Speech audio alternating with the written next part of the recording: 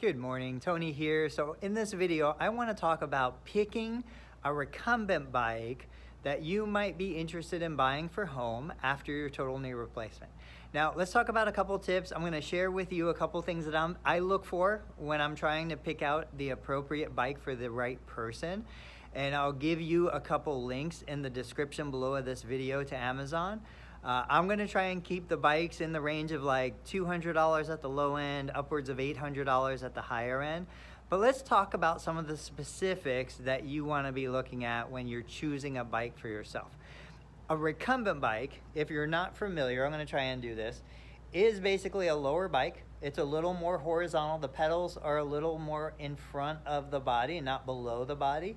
You typically have this large back support and a wider seat. I actually, believe it or not, don't have a stationary bike to show you right now. But another version of a recumbent bike is something like this. So this is what's called a hybrid recumbent bike. It does have the bigger seat. It does have the backrest, but there's this open area in the middle, which is a step through. I think that's super important and beneficial if you're going to be buying a recumbent, especially after a knee replacement procedure.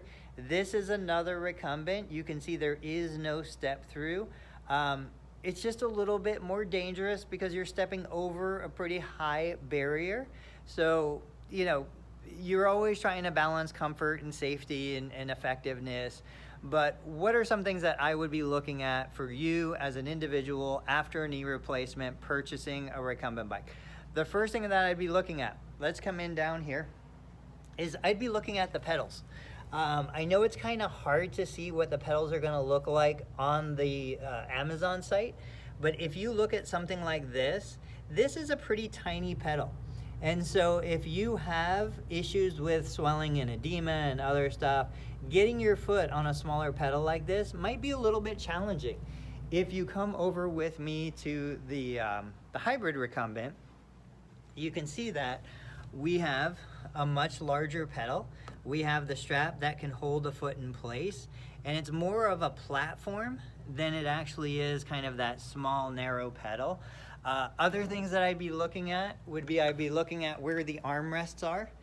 Typically when you're using a recumbent after a knee replacement procedure, we want you to be more reclined in the seat. You're not going to be leaning forward. So while it has these handles in front, the goal for me is usually I want my clients to put their arms on the armrest, kind of recline and lean back. If you notice, this bike right here has handles for the hands, but it doesn't have an armrest. So that would be another one of those factors that I would be considering when I'm looking at purchasing a bike. Finally, I want stability. And so this is really hard to judge when you're just looking on the website, but a seat like this, let me see if I can get you. So when I lift this, this slides up and it kind of pops into place. It's very stable, easy to move, it's spring loaded, it doesn't take a lot of effort. If I come over to one of these bikes, so the seat here, while there is this little pin that goes into the holes, once I have to pull that pin out and then I have to slide the seat around. It just becomes a little more difficult, friction and other things. Now, hopefully you're probably going to be the only one using the bike, so it's not going to be that big of a deal for you. Once you have it set, you're not going to be rearranging very much. But these are all factors that go into play. Certainly you want to look at the size of the equipment, the weight of the equipment. A heavier bike is going to be more stable, a little safer for you to utilize. But if there is too big of a footprint, the piece of equipment is taking up too much space in your home, something you want to consider. And then finally, I would say assembly. You know, how difficult is it going to be to put this bike together? Amazon, I guess, has some assembly services available, but you want to pay attention to, at the end of the day, who's going to put it together for you? Are they going to be able to put it in the room or the space that you want to use it in? I think a recumbent bike is a phenomenal tool for somebody who's had a total knee replacement.